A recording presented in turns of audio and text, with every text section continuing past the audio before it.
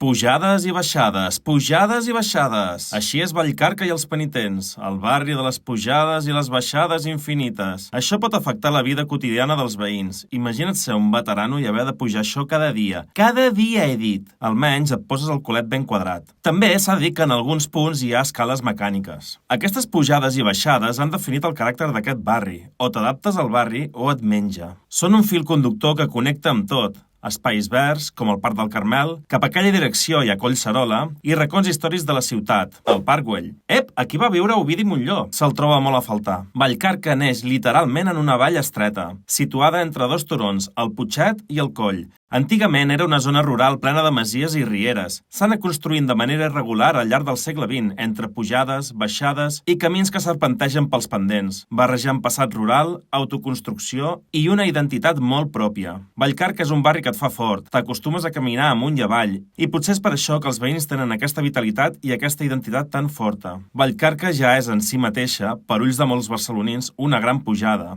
Després d'estar rodant una bona estona em vaig trobar el Rincón del Cazador i vaig acabar, és clar, fent una birrota.